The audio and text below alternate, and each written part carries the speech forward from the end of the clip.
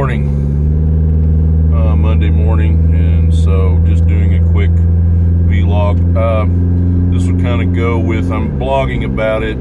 I'll probably go into a little more detail there, but this kind of answer a couple of Matt Curriali's questions about the gym and about the life of a coach, so to speak, and gym owner.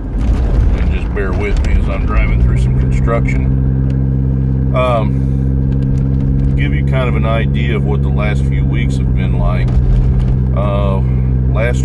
This past weekend, we were actually home, so it was still a busy weekend, but we were home, and it was a typical Saturday, Sunday kind of thing. The weekend prior was the Arnold Classic. The weekend before that was the IPA Tennessee State. The week before that was the Tennessee USAPL Commodore Classic. Then there was a 2-week period where we had visitors that made it not a typical weekend. And the weekend before that, roughly, was the strongman competition. So I'll go through that. And just to kind of give you an idea for those of you that want to entertain the idea of what it's like to have a gym such as Missy and I do and that the team uses. Monday through Friday, Melissa and I get up at 4 o'clock. We've been through that. She gets up. Once she gets ready and gets the dogs ready to go out, I get up and I go to the computer, answer any overnight questions. Usually I've got something from Fabio, who is in Switzerland, and Joe, who is in England. Sometimes Connor, who is also somewhere in England. And sometimes Matt himself will train, after I go to bed because we get up so early. And so I try to answer those questions and whatever I can do quickly and get downstairs. I'm usually down there no later than 5 o'clock. We train, coach the morning crew, and answer, I've got some people, Penny being one of them, and some of the other online folks that will train that early. I heard from Harry briefly this morning asking some questions. And this is just giving you for instance. And so it is roughly 9:30 Monday morning, and I've been to Lowe's to pick up some stuff for work. I'll hear from some of you throughout the day. I hear from several of you right about at rush hour. It's just where, a lot of you train. And Monday evenings, and in the evenings, I'll just try to be a little more brief. It's Monday, Tuesday, and Thursday is evening crew. Wednesday evenings we're off, and Friday evening I'm usually off. Now that doesn't always happen. Sometimes we'll schedule some stuff, but by and large, Wednesday and Friday evening we are empty at the gym, and it's kind of a catch-up time for Melissa and I. Saturday mornings when we're home, we'll have a 7 o'clock crew, and every now and then we'll have some extra folks, and I'll cover that. Sundays, if we do anything, it's usually just Melissa and I, and she did some stone work yesterday, for example. I did not. Usually Sunday morning, I try to be up by 5 o'clock. I was up yesterday at 4, and to get everybody's programming done. And I'm slowly, because I think I'm at 29 people that I send workouts to, and so I've tried to start earlier in the week, start sending some, knowing that we might have to make some adjustments on the fly, but then that way you're not waiting on me for workouts. And that's a typical week. So go back to the strongman competition. When I leave town, I try to have Wes, my son, will help as he coaches some lifters there. Junior, who's one of the younger guys, and Bobby. Bobby usually stays at the house and stays with the dogs. So we've always got people helping, with the gym. But you have to coordinate that, and that's a challenge when you have such a small operation like we do. Melissa and I competed in I think it was the Strongest of Hearts, the Iron Asylum Strongman competition, and I was not super prepared for it. Melissa was a lot more prepared for it than I was, but we did what we needed to do to qualify, which was the only goal. And we drove back that Sunday as we got out of there a little late, and typical. Once we got home, I started working on workouts. And on Sundays, once the workouts are done, if we do anything, like for example, we went to the movies with Holly and Mito yesterday, or Ahmed, and we looked for some stuff for doing stones on the inside. I'll get to that later.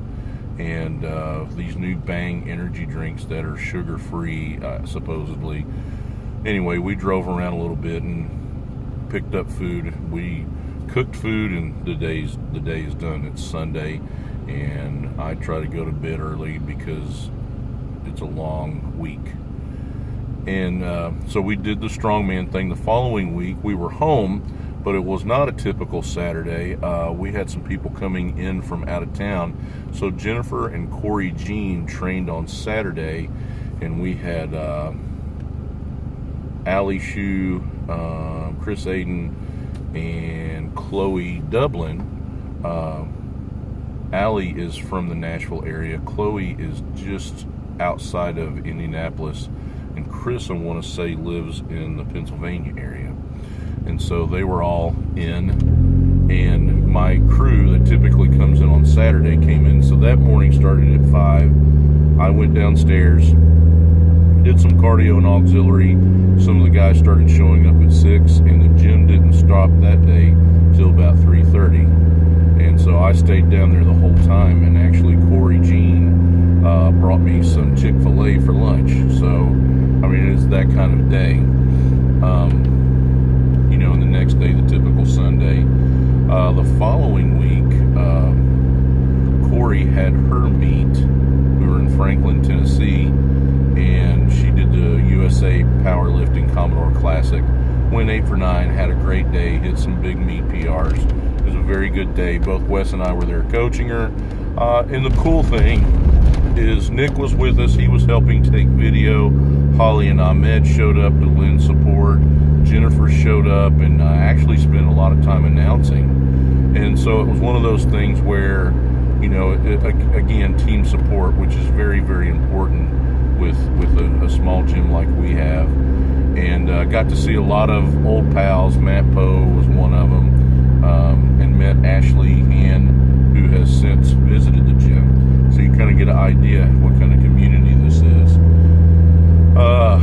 When Corey was done, we smacked her on the fanny and congratulated her and drove on down the road. We had some kids that were wrestling in the state wrestling tournament. And 2 of the kids that came with a team of guys from the Mount Juliet wrestling team, their high school, they placed 5th and 3rd. And then 2 of my Wilson Central guys who actually come quite a bit, Cole and Hunter Borders, are freshmen. And Cole got 6th as a freshman, which is a big get as an underclassman in the state tournament. Hunter, however, if you know anything about wrestling, he is down 5-2 with about 10 seconds left on the clock. Runs a reverse, runs the Peterson, and gets a 2 for 2 points call as time runs out, and wins the state championship 6-5 against a senior. And very hard fought, very nerve-wracking match, but it was great, and for a young kid like that to come up into the stands and give me a hug, and he said, because you made me strong, I was able to do that. So that's a really cool coaching moment for me. Grant Brace, that you guys have seen, Grant started training at our gym at about 10. Roughly 3 years ago, his family moved to Alcoa, but he comes and visits, and you'll see video of him from time to time. He got 3rd, which is his 3rd podium at state. It was his last. He's a senior this year. He definitely has offers to wrestle at the next level. I'm not sure what that's going to entail yet, as he has not made a decision. But it was, one of those, it was a very long day. Like I said, it started really early. We had to train Nick, and Mike trained early, and Melissa and I, and then we drove to the meet, and then from the meet we went to the state tournament, and I probably got home about 9:30. So the next day, I was interviewed by Shannon Fontaine, and he is a photographer, videographer locally, does a lot of photo shoots for the big bodybuilders and you know, corporate stuff, and he is doing a documentary on a lifter friend, that Samantha Coleman, and I really don't know more about it than that. I know that they're doing a lot of footage, and it's all working up to something, and it's going to be a really cool movie, good story. I was referenced as a person to contact and interview for her story, and so he came to the house and set up in the gym, and we did about a 3-hour interview, which was really cool. Shannon and I kind of go back to the same era of music and know a lot of the same people in common, so it was a fun time. You know, so that morning before that, I had gotten up, done workouts. Once Shannon was done, I'm cooking and prepping for the next week. So you kind of see a pattern here. The following weekend, we were in Murfreesboro at the IPA Tennessee State meet, and we had several lifting. Angelia Hayes, whom Wes coaches, was lifting and hit several PRs and was actually the best female lifter. I want to say she lifted as a 132. Jennifer Frankic came down from Evansville with Carolyn Beck that you see in videos. She came with Jennifer, they're both from Evansville, to get some hands-on coaching. So that Friday night, Carolyn was squatting, I wrapped her knees, got some hands-on coaching. Then the next morning, she and I got up really early, and she benched, and then we took off for Murfreesboro, and Jennifer lifted, and I want to say she went 5 for 9, and we had been doing some rebuilding. She, because of schedule and working 2 jobs, she was training from home, and it was just a tough training cycle and schedule. But she's back at the pit now, as she's down to 1 full-time job, and so that's allowing her, you know, a better training schedule. Nick, our 17-year-old, went 8 for 9. He missed 325 on his 3rd squat. He squatted the weight, he just bobbled above the hole, then went back down and squatted it. So he actually lifted the weight, just, you know, technically was called. But he had an 8 for 9 day, and I want to say he added from his meet in November, which was his first meet, this being his second meet, 85 pounds to his total. Big Mike was his second meet, added 100 pounds to his total, and deadlifted over 6. He deadlifted 605, and what he had this training cycle, he's been at the gym maybe 4 months. Early on, strained a groin, and that really hampered mostly his squat training. And he had gotten sick and lost weight, got the flu, and so he was a very light 308, but still benched 470, a huge bench, and totaled 1605, which was a 100-pound gain on his total in 4 months. And then Melissa, I wrote a blog about this. Great day, went 8 for 9, hit a lifetime PR in the squat of 335. Now remember, she had been lifting as a 181, dieted down, which her bench really suffered. She only got 150, but then deadlifted 370, which was enough to total elite. So that was really an exciting day. And again, got to see a lot of my old pals that have lifted in the APF and at my old APA meets and SPF meets. And so that was a fun day, and we got to have a group dinner afterwards. And again, Holly and Mito came out. Mito was handing off, and Andy and Mo were there, who is Nick's aunt and uncle, and Jennifer came out for a while. And you know, it's just exciting when the whole team is very supportive and in attendance when the others are competing and training. The following day, we drove out to Thompson Station, and Roy Mangrum, who owns Barbell Voodoo, is an old pal of mine. I knew him when he started in powerlifting, they do a podcast. So we went to the world headquarters there at his house in Thompson Station, and he has a little garage gym out there he works out of, and we did a podcast. So it was really just visiting, and they had a few specific questions, but a lot of it was just talking about the sport and strength sports, and Roy telling old stories that I had long forgotten. And we got to have dinner. Bobby lives in that area, in the Franklin area, and so we got to have dinner with him. So that's always a good time. And then fast forward to next week, Melissa and I, and Jennifer and Michael, and Holly and Ahmed, and Aaron all left on Thursday and went to Columbus for the Arnold Classic. Jennifer was lifting in the Grand Prix, which is super exciting, and Ahmed was lifting, I'm not sure how they titled it. It was some sort of pro thing, and I apologize.